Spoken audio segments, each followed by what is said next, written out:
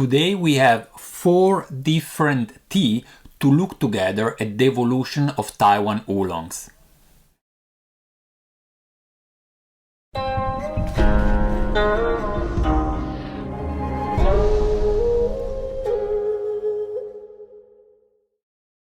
Hi guys, this is Gabriele from Nanoshan, where we share the pleasure of drinking and discovering genuine farm tea. If you're new here in our channel and you're also looking to expand your tea knowledge and brewing skills, make sure to click on the subscribe button and don't forget to give us a thumbs up if you enjoy watching this video. I will start pouring water already and looking at the clock. And because these teas will require quite some time to steep until I can start tasting them. So I'm pouring about 150 milliliter of water in each bowl, and in each of them I have 3 grams, just 3 grams of leaves. And I will tell you soon what are all these teas about, why we have selected exactly this Taiwan oolong, how we selected them, and the details about the tasting, which is probably the most important aspect we want to discuss today. 3 of them are already online. We have here the Alishan Light, here we have the Alishan Dark, and on this side we have Sijichun. This one is a special case and I will tell you more about it very soon. So yeah, we'll now let the leaves steeping. So Alishan Light and Alishan Dark are both from Alishan, of course, the Li mountain in Taiwan. They are both from 2020, so it's spring 2020, and the very difference between the two, this one is a modern style Taiwan oolong, extremely lightly oxidized, not roasted, and this one is more heavily oxidized and is definitely a heavy roast. So 2 opposite sides of the Taiwan oolong offers in terms of high mountain tea. Both these tea are Qingxin cultivar, the green earth means. I will tell you more about also the price. I have here some notes because otherwise I won't remember it all. This is about this is 24 euros for 50 grams and this is 26 euros. The difference being that this is more processed because of the roasting, and that's why it is slightly more expensive. Fairly expensive teas. This one here now, this is an Alishan. It is another high mountain oolong, and it is also a Qingxin, so the same cultivar, which is the main difference of this one, is not the year of production, because this is also from 2020, but this is machined harvest. So those are picked by hand and this is machine harvest. Moreover, it is a traditionally processed tea, so it's not too light and it's not too roasted. Basically, is more the previous traditional method of processing Taiwan oolong. Last but not least, we have Sijichun. The Sijichun is from 2000. The cultivar is of course 2020. The cultivar is of course Sijichun, and it costs 40 euros for 50 grams. 24, 26, 40. If we would put this tea online as well, it would be for 17 euros. So high mountain oolong, but much cheaper than those because it has been machine harvest. I hope I gave you an overview, and I look at the time, it has been 3.5 minutes, so I will wait a tiny bit more. Now let's look at the wholesale price of those to give you also a scale, because wholesale price scale is different than the retail price, where we try to where we apply a lower margin on very expensive tea so that you can try them all.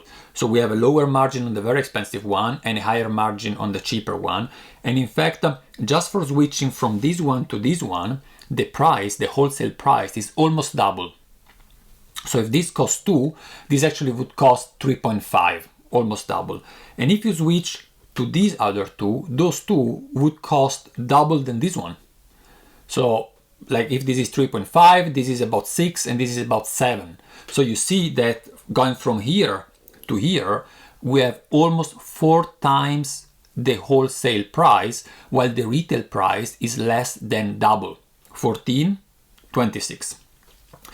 So having said that about the cost. I will look now at the time again. So it is 4.5 minutes and very soon we will start. I wanted to wait 5 minutes. This way of steeping the tea with 3 grams of leaves, 150 degrees of boiling, 150 milliliters of boiling water and 3 grams of leaves is something that I like to do with different teas, but in particular with Taiwan Oolong, to take everything out of the leaves and then start the tasting. And what I want to show in this video is actually the evolution of the taste of Taiwan Oolong. And of course, Taiwan Oolong is much more than just these 4 varieties, but you will see soon what I mean by that. To be noticed, all those 4 teas come from a student of Atong. And Atong, for those who know him, is a famous tea master in Taiwan, from whom we have other Taiwan Oolong on stock. He's no more producing tea himself. He has a certain age, but he's still selecting tea from his students and sell them through his channel. Instead of going directly to him, we have gone directly to actually the students and selected, originally there were like 15 different Taiwan Oolong, and out of those we selected 4 according to the taste of one of our tea taster in China that is helping us. She's very experienced about Taiwan Oolong. She has been working in Taiwan Oolong teas for more than a decade. And since we cannot travel to China ourselves in 2021 because of COVID, we relied on her for the selection. Say that, now it has been already 6 minutes actually, and I will start with I will mix it a little bit, and I will start with the light Alishan and see how that tastes. You will have also already the description online of this tea, written by Dimitri.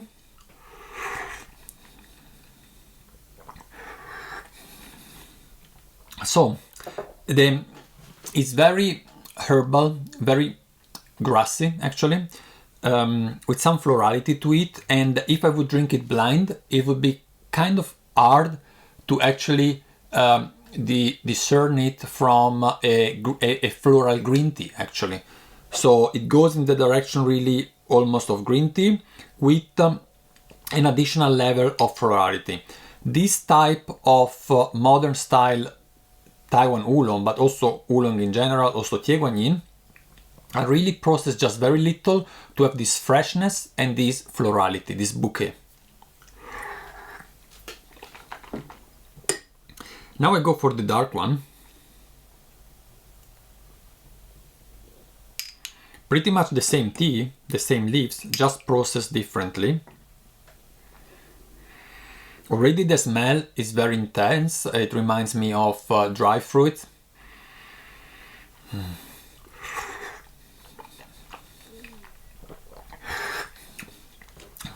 The roasting was more present in the second sip that I took. In the first sip, it was more the aroma of the leaves that I associate more actually with the oxidation process and how the leaves are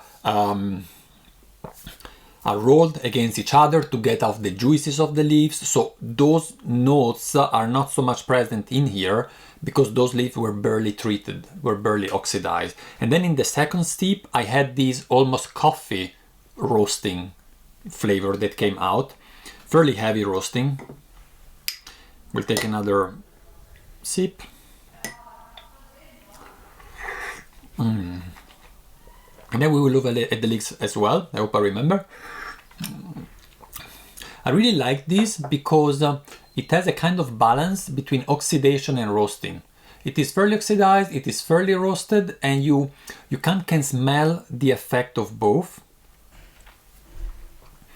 I will go now to, let's go to the Alishan, traditional style Alishan. This would be more the traditional style that also is a favorite of Master Atong, Chen Huantang. His name, Atong, is just a nickname actually. And you can read also on our website that there is a blog entry about the recent history of Taiwan Oolong, if you want to have also more insight into that. Are information that actually you barely find elsewhere.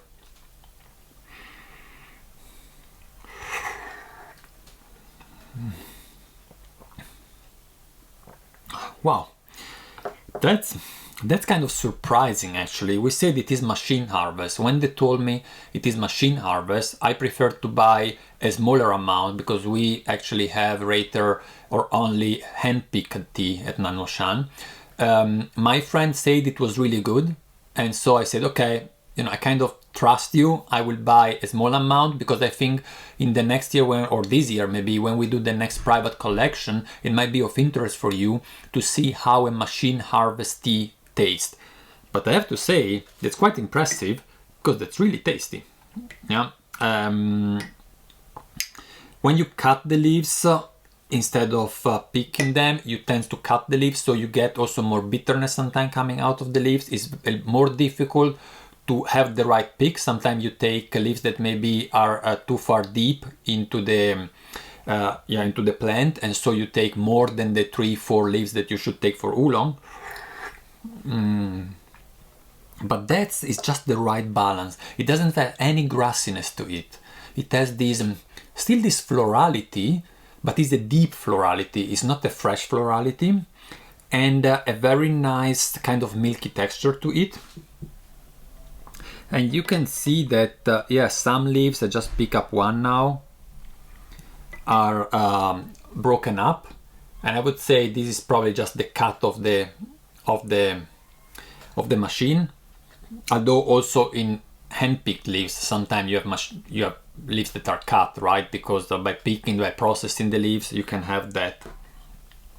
The last one we said is a Sijichun. So these three are all the same cultivar, Qingxing. This is a Sijichun, and the main difference also is not only the cultivar, is that those three are high mountain, and this is actually from the lowlands.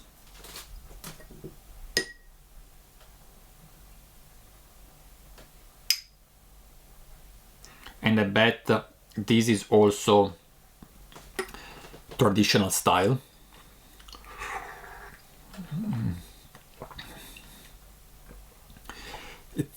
It's also really good, yeah. And it has a different taste profile. It is a different cultivar, but it goes in the direction of Alishan. Okay, it is not as pure in taste as this one, but the processing is very similar. You can even see the color of the leaves is very similar. The color of the brew is very similar. There is certainly a very difference in price. This is just 14 euros for 50 grams. And I want to do a quick comparison between the two.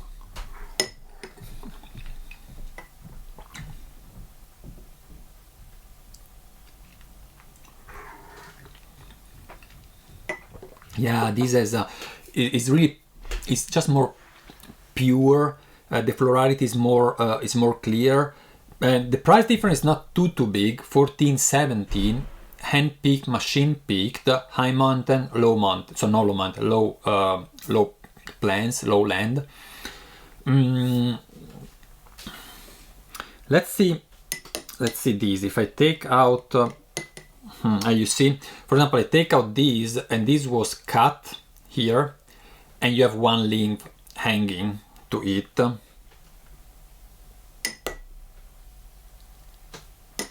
And you see here, what happens is that if it is hand-picked, you often have, still after the processing, nonetheless, even more than one leaf that are hanging from the same stem, just because the leaves are just picked all together, and then maybe during rolling and processing some fell off.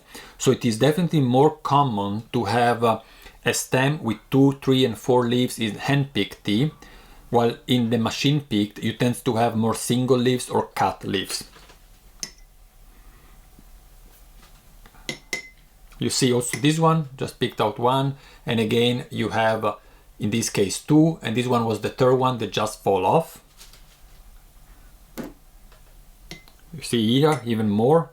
You have here, this is nice because it remains in whole. You have 1, 2, 3 and 4 actually. Let's see if I can separate them. You see, you have 1, 2, 3 and 4 leaves. So that's a complete that was broken here, and is a complete set of 4 leaves. You basically almost never find this type of set in a machine harvest leaves.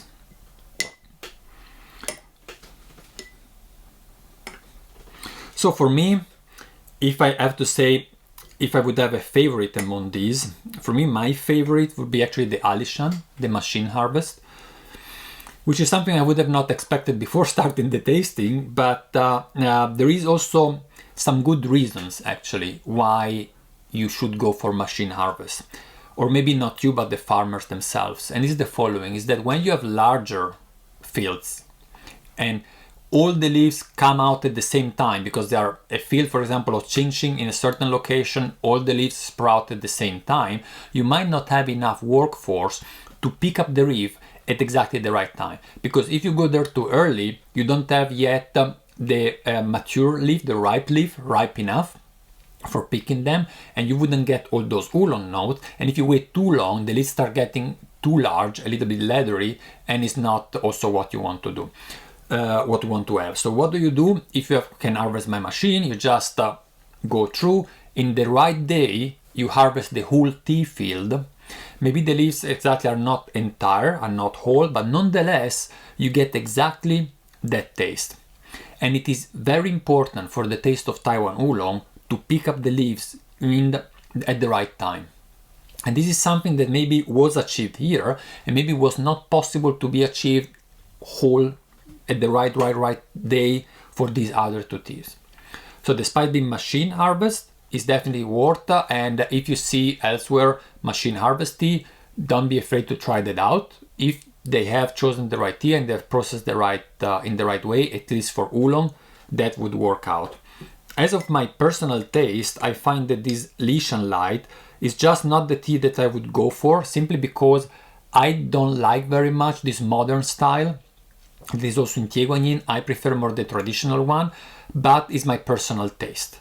And we wanted to offer you the whole, and we have also another Alishan actually, which is older on stock still, and also Donding and so on, to give you the opportunity to taste which direction the new modern style is going. What can you reach with the modern tea that is fairly oxidized and roasted, and what you can reach if you look at Donding, if you look at our other Alishan that we have online, and even a Sijichun with a traditionally processed oolong tea from Taiwan. Yes, to me, this is too fresh, too grassy for being an oolong, right? I mean, I know that some of you search that, and that's why the tea is there.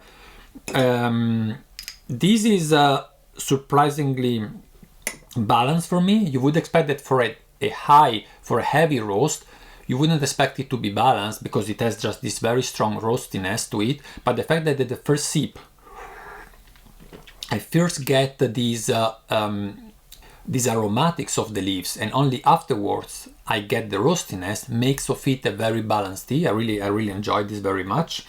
Alishan, as I said, for those of you that will participate over a private collection, or if you want to try it, just drop me a line, info@nanoshan.org, and with the next order we can find a way to get this tea to yourself, to your place. And here we have Sijichun. You can compare the Sijichun, for example, the Tsuyu that we have also online right now, not much left, but as long as it is there, would be a good comparison between two cultivars, both from the lowlands actually.